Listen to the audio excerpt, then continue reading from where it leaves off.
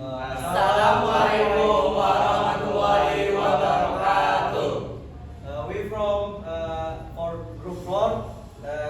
We gonna tell you about what the result of yang kita diskusikan gitu. Before that, we gonna introduce ourselves. My name is Muhammad Amareza. My name is Raffi Rabani. My name is Abizar Febrian. My name is Muhammad Zaki Abdullah. My name is Diswidana Nasir. We're gonna tell you about the meaning of analytical acquisition text, the contents about the meaning of the text, and social function purpose, contents of the function or purpose of the text, and generic structure, contents of the structural parts of text, and example of analytical acquisition text that have been analyzed, and the last conclusion, conclusion from the text. The first is the meaning. Okay, jadi the meaning, what is the analytical expression text? Analytical expression text is a type of spoken or written. The text is intended to persuade the listeners or readers that something is the case. And number 2 is social function or purpose. The next is social function. Social function is to persuade the reader that the idea is an important matter and to analyze the topic that the thesis or opinion is correct by developing an argument to support it. And number 3 is generic structures. The structure number 1 is thesis. Thesis is introduce the topic and show speaker or written position. Outlines of the argument are presented. Number 2, series of argument, which consists about point and elaboration. Point state the main argument, elaboration develops and support is point of argument. And the last, reiteration, conclusion or restatement, restate speaker or writer's position. And number 4 is language features. So I will explain its language feature. Number 1, language feature, the exposition text yaitu use present tense. The present tense is used to describe things that are happening right now. Example, or things that are continuous. I read nearly every day. Last night I read an entire novel. Number 2, use mental verbs. Use mental verb to express our thoughts so that people agree with the argument we say, such as I believe, I prefer, I agree, I doubt, I disagree. Number 3, use saying verbs. Use saying verbs to support people's opinions about something or to support argument as people or research say. Jadi, use saying verb itu adalah kata untuk mendukung orang-orang dari, contohnya itu dari riset penelitian. Jadi kita tuh menambahkan kata-kata dari saying verbs ini. Example, it I say, people say, research indicates. Number 3, using internal conjunction. Using internal conjunction which are divided into 4 namely. Jadi kita di sini using internal conjunction itu dibagi 4. Yang pertama itu ada addition, comparison, indicates, sama cause and effect. Yang pertama itu addition. Addition an idea or opinion. Example, Mercedes in addition. Number two, comparisons. Some idea or opinions. Example, but, meanwhile, on the other hand. Number 3, indicates sequence of time. Jadi ini kata hubungan waktu. Yang contohnya itu ada first, second, then next. Number 4, itu to show cause effect. Jadi to show cause effect ini maksudnya kata akibat, kata hubungan akibat, sebab akibat. Contohnya itu ada as a result, to the result. And number 5 is example, and this is the example of the text. And the first is title. Title in the text is the importance of the reading. And tesisnya adalah personally I think that reading is an important activity in our lives.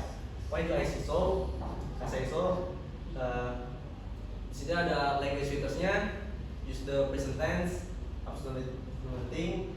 Terus ada evaluative language yang menandakan itu untuk meyakinkan gitu, yang ada suatu hal yang penting. Terus yang di argumen yang pertama ada firstly, ada use internal conjunction, ada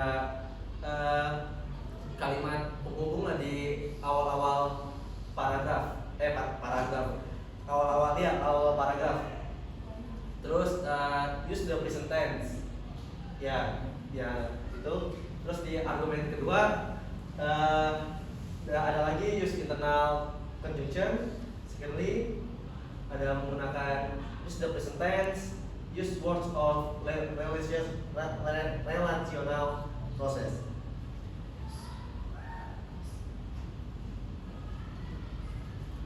And the purpose of the text is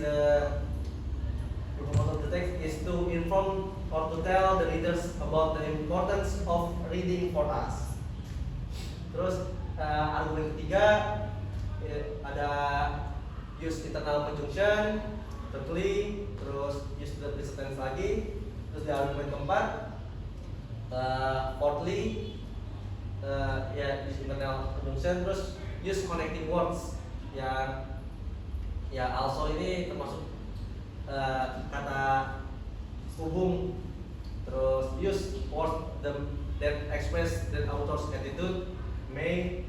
Terus conclusion ini berisikan tentang kesimpulan dari teks yang di atas based on the facts above. Jadi use saying verbs, terus ada it is, use the present tense, dan lagi-lagi menggunakan evaluative language, important.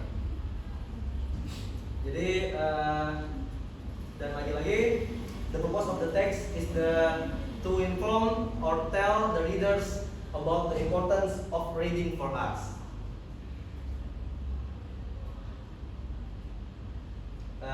Ini contoh topiknya. Yang pertama dari education, pendidikan, the importance of education. Terus health, tentang kesehatan, the importance of exercise and sports, kultur atau budaya, origin and Indonesian culture. Jadi pertama di topik education ini, the importance of the education tuh bisa kita kita buat analytical expositionnya itu seperti kayak misalkan manfaat dari kita melakukan pembelajaran atau pendidikan lah, pentingnya pendidikan itu apa gitu.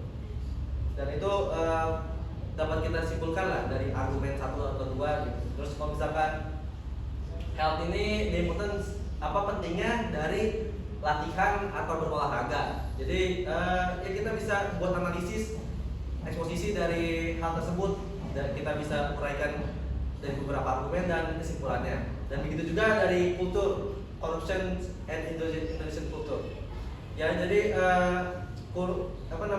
dari kultur ini, corruption itu masih masih melekat dari budaya Indonesia kita. Jadi kita bisa kasih argumen-argumen kalau misalkan corruption ini masih sangat buruk bagi budaya Indonesia kita dan masih melekat dari budaya Indonesia, ya masih jadi budaya buruk lah bagi Indonesia. Dan conclusion, analytical exposition is a type of spoken or written text that is intended to persuade the listeners or readers that something is the case. Jadi analytical exposition ini tipe teks yang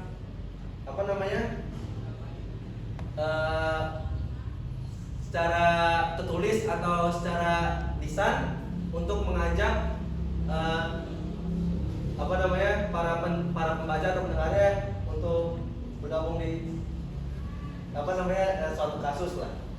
Terus there is a way to easily find out analytical exposition that is by knowing or looking at its general structure such as consistent of thesis, argument, dan realization. Jadi cara apa namanya mengetahui analytical exposition tuh ada beberapa macam. Yang pertama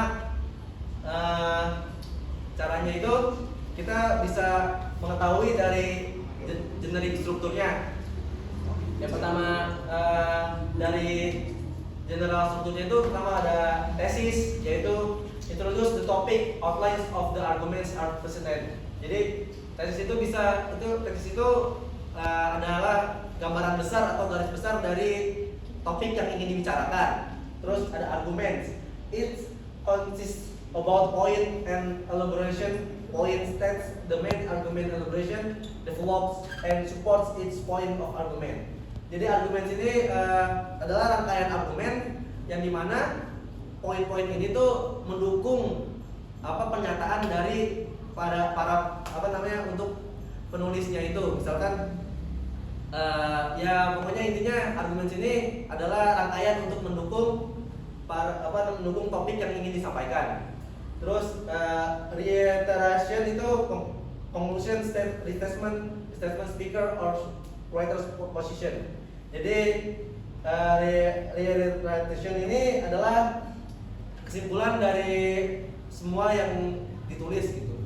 Kesimpulannya dari yang penulis itu sampaikan. Dan and it can be seen from its purpose. Jadi ada satu lagi, bisa dilihat dari tujuannya, yang dimana tujuannya ini untuk mengajak para pembaca atau pendengar untuk setuju dari sudut pandang penulis.